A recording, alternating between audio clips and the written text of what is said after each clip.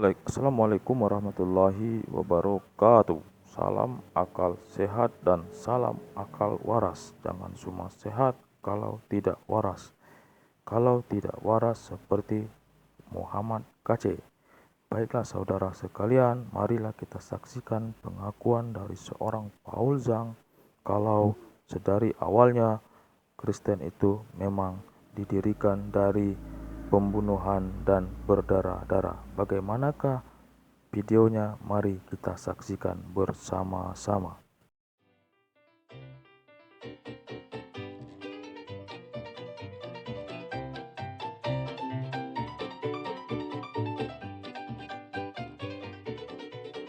Gereja itu bisa bunuh orang yang nggak sama dengan gereja, bukan cuma di anatema itu diasingkan ya.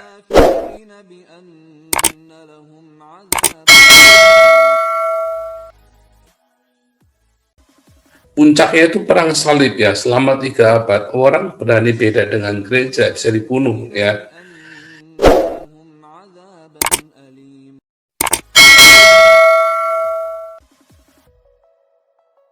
Gereja mulai membabi buta ya.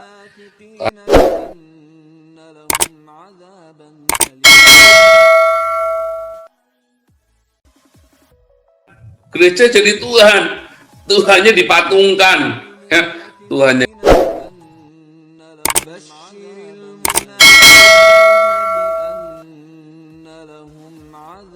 Ya, jadi selama 3 abad ya, jadi zaman puncaknya itu perang salib ya, selama 3 abad orang berani beda dengan gereja bisa dibunuh ya. Puncaknya itu perang salib ya, selama 3 abad orang berani beda dengan gereja bisa dibunuh ya. Makanya itu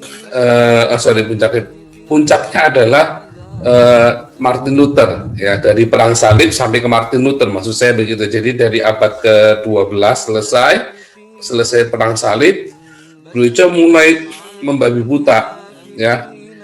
Gereja mulai membabi buta ya, karena merasa dia sudah mengatasi semuanya, bahkan Islam pun sudah ditaklukkan ya, sudah ditaklukkan. Kemudian dia tampil menjadi Tuhan, gereja jadi Tuhan, Tuhannya dipatungkan ya, Tuhannya.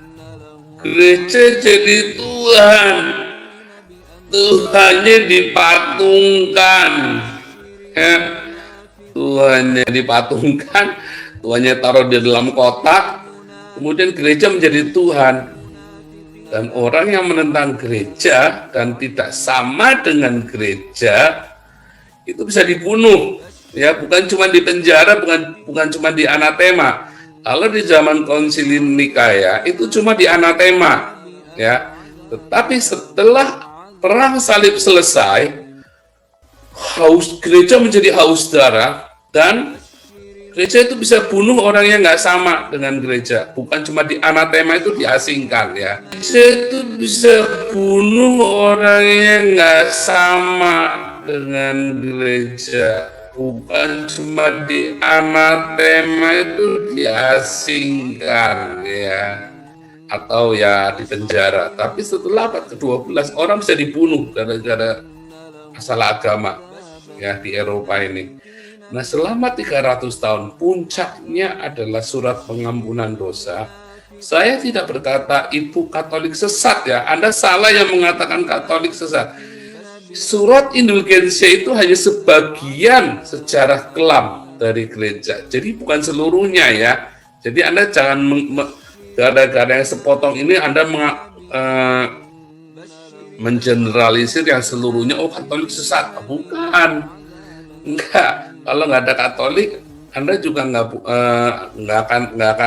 akan punya sejarah gereja ya. Jadi tidak semua Katolik itu juga setuju dengan hal tersebut ya. Hanya ada satu yang menolak dengan keras, yaitu Martin Luther. Dan Martin Luther sendiri pun banyak kecacatannya ya. Martin Luther sendiri menimbulkan gap antara Katolik dengan Protestan. Sehingga dengan statement Martin Luther bahwa Paus saat itu, jadi bukan Katolik ya, tapi Paus di saat itu adalah antikristus.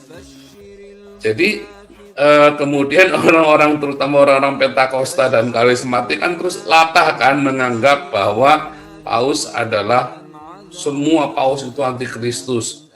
Enggak ya, salah Anda kalau berpikir demikian. Anda tidak boleh mengeneralisir satu kejadian mewakili semuanya.